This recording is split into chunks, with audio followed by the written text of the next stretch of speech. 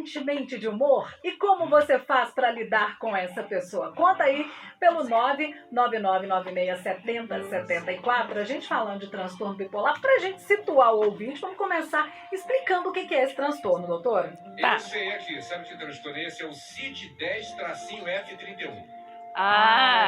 Exatamente. Só que as pessoas acham que toda mudança de humor, ela pode ser classificada como transtorno bipolar. Não é, tá? Nós temos momentos bons, momentos ruins.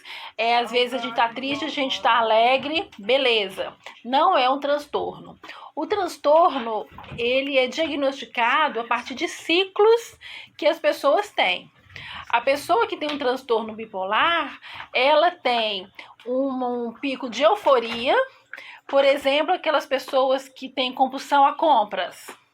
Aí elas têm um período que elas saem comprando tudo, tem dificuldade de dormir, tem dificuldade de concentrar, ela fica ligada o tempo todo. Passado alguns meses, ela entra numa tristeza, num quadro de depressão que ela não consegue nem sair da cama. Mas tem que passar alguns meses? Não pode acontecer isso assim de uma forma mais rápida, não? Por exemplo, tipo, no mesmo dia a pessoa mudar de humor? Olha, teoricamente não. A gente até tem ouvido alguns casos assim, mas esse que você citou aí, né, no CID-10, o que a gente tem já diagnosticado é que é passado meses. Tem pessoas que os ciclos são mais curtos. Algumas pessoas têm um ciclo muito sazonal, então vai chegando esse período de outono, inverno, as pessoas ficam mais depressivas. E em outros momentos elas estão mais alegres e chegam até a euforia.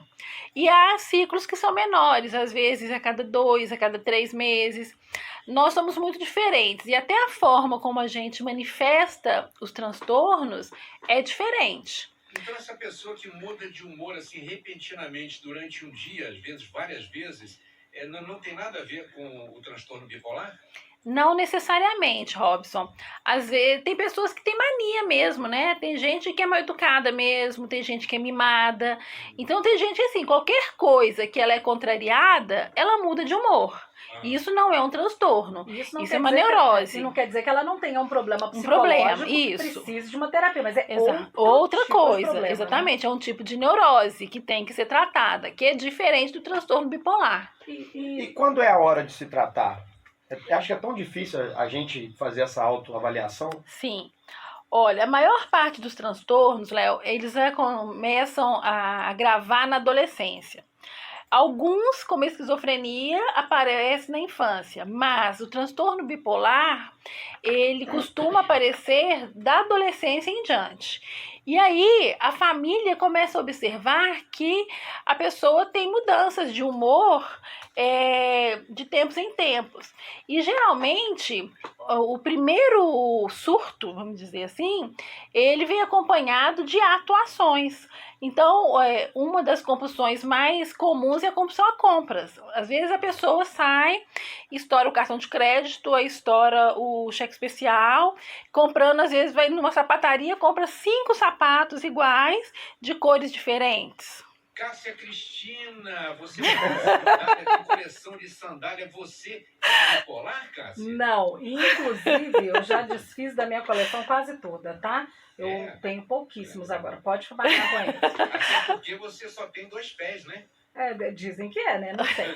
Mas enfim, como que a gente vai diferenciar então esse transtorno bipolar da mudança de humor comum? Porque tem gente, aquilo que o Robson falou, às vezes por uma palavra a pessoa estoura com você dentro de casa, tava tudo lindo, de repente não tá. Então como a gente diferencia olhando para um familiar da gente para saber assim, olha, isso aqui pode ser um transtorno, isso aqui é um outro problema que precisa ser tratado também, mas não é a bipolaridade. Tá. A bipolaridade, ela tem um ciclo depressivo muito marcante. Então, a pessoa, ela tá super bem, super comunicativa, aí de repente a pessoa tá trancada dentro do quarto, ela tem vontade de se matar, ela acha que ela não presta, ela abandona o trabalho, ela começa a desfazer todos os seus vínculos, porque ela tem certeza de que ela não vale nada, de que ela não vai sobreviver. Ou seja, o pico depressivo da bipolaridade, ele é muito grave. Agora, é muito difícil a gente perceber isso no primeiro ou no segundo surto.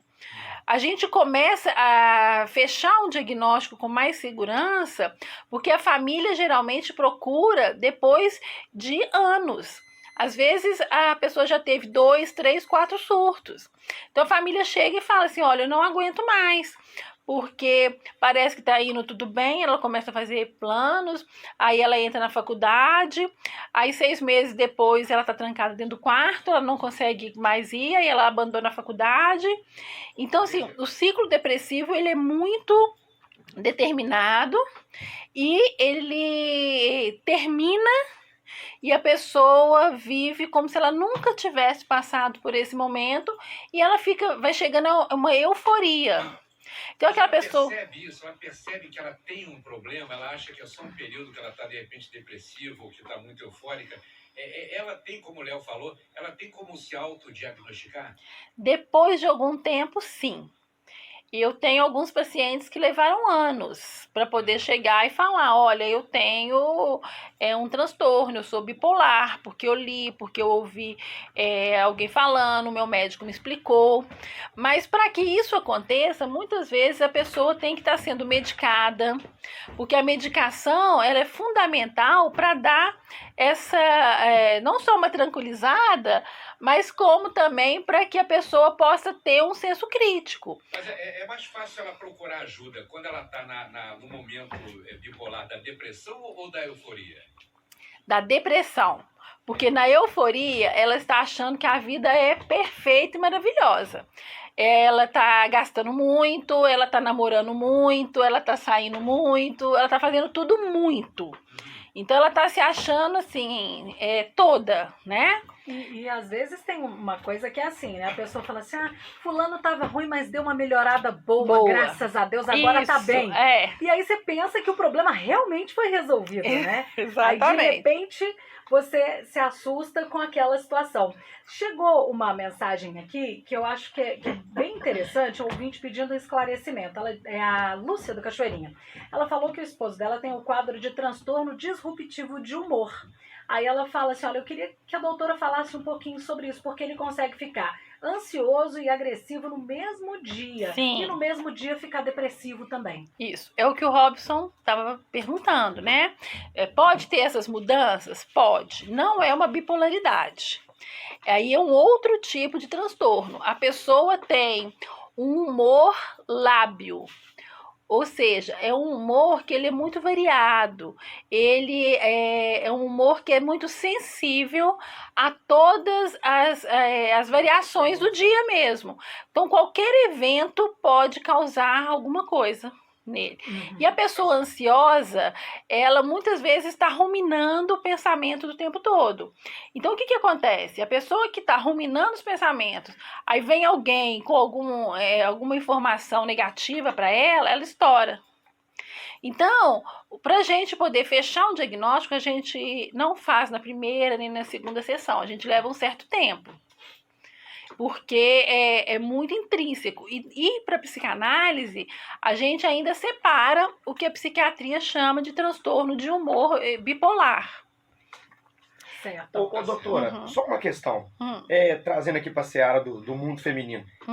Nós, homens, convivemos com a TPM das nossas esposas. Sim. E aí, isso significa um certo grau de bipolaridade? Não. Ou a TPM não tem ligação nenhuma com isso? Olha, porque a mudança de humor ela é iminente, impressionante. Isso.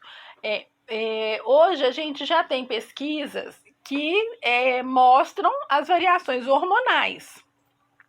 Ou seja, essas oscilações dos hormônios que as mulheres têm, né, que nós temos, é também responsável pelas mudanças de humor.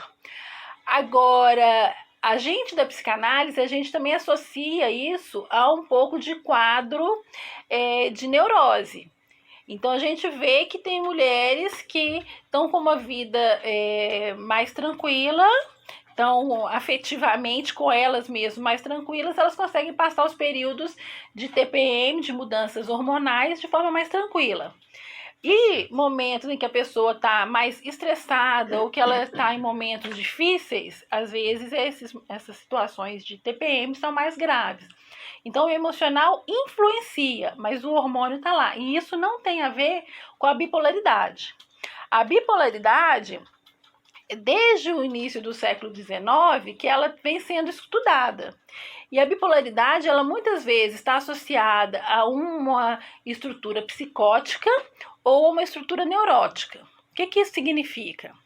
Isso significa que, do mesmo jeito que um paciente esquizofrênico ouve vozes e tem alucinações, né, ouve vozes e vê figuras que não existem, o bipolar, quando ele é psicótico, essas oscilações de humor, elas vão estar no nível de um delírio, vai estar no nível de uma desorganização psíquica.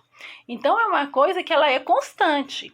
A terapia ela é fundamental, porque a pessoa vai falar das suas angústias, ela vai falar da sua dificuldade de organização financeira, ela vai falar do tanto que ela se sente mal amada, mas a medicação ela é imprescindível. As pessoas podem ficar um tempo sem a terapia, mas não podem ficar um dia sem o remédio. Tá certo. Agora, desde eu também ouço vozes. Sempre que eu ligo o rádio... Eu também. Isso aí acontece demais comigo. Pois Mas é. aqui, tá na hora da gente comer aquele pão de queijo delicioso. Tomar aquele cafezinho, né? Show de bola com aquele pão de queijo da Forneria Mineira. Isso, eu convivo com